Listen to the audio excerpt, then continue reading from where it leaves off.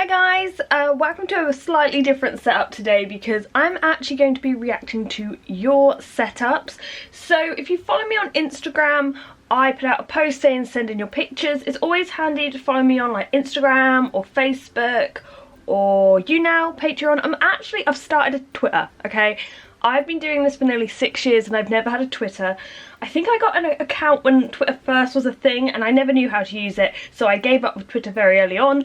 But if you'd like to follow me and see me struggle to use it, then yeah, you can follow me there. Links will always be in the description down below, as well as my Teespring and my other store where you can get yourself a necklace or a keyring, whatever you really fancy. And I just want to say a massive thank you to anyone who's bought my merch, sent it to me on Instagram. I guess now you could probably send it to me on Twitter as well, the pictures. Yeah. Anyway, let's check out the first person we are looking at their setup today. This is Susannah. This is her gecko on a snake plant, looking very nice. So let's look at her main concerns with her tank. So ideally she wants some help getting her plants to grow. She says the substrate is not ideal, it's cocoa fibre. The lighting is very simple, 2 compact fluorescent daylight bulbs and an Exoterra UVB 113 watt. She wants a second opinion on the substrate and the stroke of the UVB lamp, and what to put in the planters where the previous plants have died. So let's have a quick look. So, oh, this is the structure. Okay, so this is what it is before the plants, and I have to say it's really good. There's lots of different places for the gecko to climb, and actually these planter areas the gecko could hide in potentially, so that's also good. If you are struggling to get a plant to grow out of these, maybe try bromeliads. They seem to work really well, as they don't really need to be planted anywhere. You know, the small little bromeliads that will grow out of things. That could look very nice. So this is actually looking quite good. Now, I've had this before, so I can only assume this plant was probably baby tears or something, because I've tried to grow them in cork planters. I know they like very damp soil, I think, maybe well-drained soil. I'm not sure because I always kill them too. So I wouldn't feel too down on them, but as I said, bromeliads could be the way forward, also because the geckos like to drink out of them. I will say your golden pothos is doing very well. I do love golden pothos. See, this one has died as well. Okay, so what I have noticed with golden pothos before is they can take over a bit, they can take a lot of the light. So if you're going to plant down here, you're probably going to want ones that really prefer the shade, but you should be proud of this pothos. It's looking good. So I do know something you could do. So firstly, the soil. Cocoa fibre is not great for planting plants in because it doesn't really give them any nutritional support, so you might want to change that. I use earth mix, but I know there are other ones like, we'll look at an enclosure in a moment that uses one by Josh's Frogs. That could be one you could look for. The light as well, you use a fluorescent light, and when I was doing research on those lights, I actually found this. So it says fluorescent bulbs often only provide light in the blue spectrum, while incandescent lights primarily provide red spectrum light. You can almost equal the quality of sunlight with grow lights if you use full spectrum bulbs. Now, I use a Jungle Dawn, and that definitely helps with plant growth, so that is something else you could use.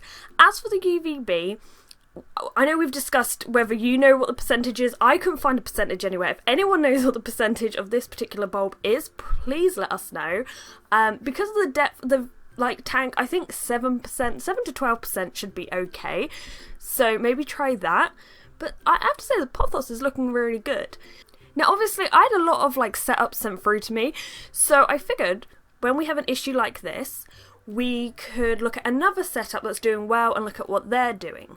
So this is Van's setup. Van's actually a patron of mine, patron of the channel, and his setup's doing really well. As you can see, the plant growth is really good in here, and he actually uses 2 13-watt Jungle Dawns. Now I believe you can get bigger than 13 watt. I think I have a bigger one than 13 watt, so you can just use one really long one, but it's doing very well. He also uses the Josh's Frogs substrate.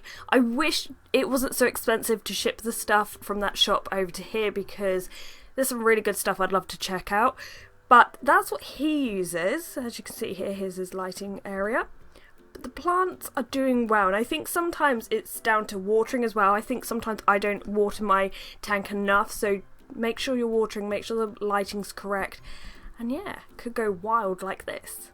Now, although I love bioactive tanks and I think it is the way forward, it's not ideal for every gecko. For example, this gecko here is very small. She's 8 months old. She was 2 to 3 grams. I believe she's now 3 to 4 grams. She's gaining a bit of length and weight to her, and this is because her owner has swapped from Rapashi to Pangea, and it just seems to be working for her. So as she is this small, this is probably a better sized tank for her. So let's have some background information on this gecko. So the picture comes in from Jen. She actually has a YouTube and Instagram that is Pongo and Friends. This tank is an extra large critter keeper, and as I said, she used to be 2 to 3 grams, but she is now 3 to 4 grams. So she is starting to grow, but I think this enclosure is more suited for her. The only thing I would say is maybe be able to put these food bowls higher up if you can get a little canopy or something attached so the gecko doesn't have to go down to the bottom, but I'm sure you probably hand feed her as well. But this is, I just wanted to show off a different kind of setup, especially for babies, something simple that can work quite well.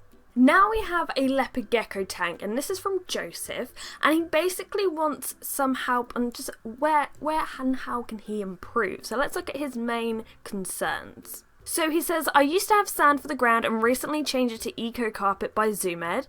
I have a ceramic infrared heat emitter, and I also have a heating pad on the side of the tank.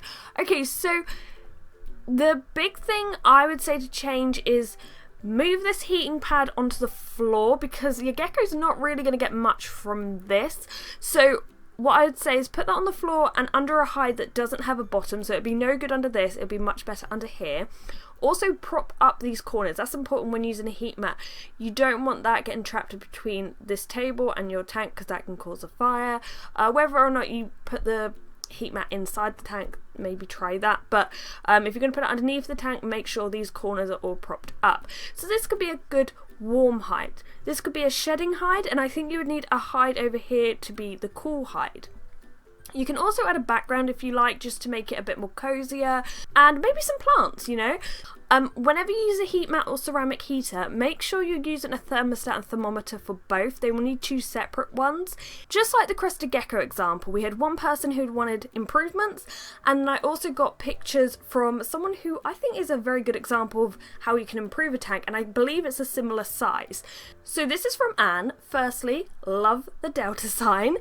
So yeah, you can have a background, and the thing with these backgrounds is geckos can sometimes climb them and people find them really annoying, so don't feel like you have to use one of these. You can actually get paper ones that you can stick on the inside or outside of the glass tanks if you want to do that. It's normally kind of cheaper as well.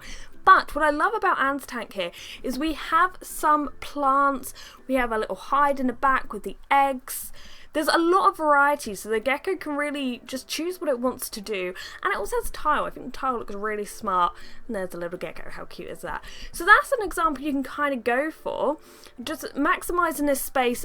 I find that leopard geckos love hiding areas. I don't think Minnie's tank is ideal at the moment. I still need to do it, but since I've had rocks almost everywhere and she could just go in and out of them, I've just seen her move around her tank so much more. I think leopard geckos just crave that, like those hiding spaces, so that could be a way forward, you know, and you don't have to spend too much money. There is a tank, let me see, no, not a tank, there's a hide. Here's a hide you can usually get in reptile shops, in store, online. They are fairly cheap. You can dress them up if you want, but I think if you don't have that much money but you need more hides, go for something like this to start off with until you can afford something a bit fancier. Anyway, I hope you've enjoyed this video. If you have, leave a like, and maybe I'll do a part 2. I got sent loads and loads of pictures. And as I said, if you follow me on like Facebook or Instagram or now Twitter, or you'd like to support me on Patreon, or just check out my live streams on YouNow, you'll normally get notified about these things and where you can send in your entries for this kind of video. This is kind of weird for me. I don't usually react to things, so it's a bit of a different setup for me today, but I hope you've enjoyed it. Thank you for watching, guys, and goodbye.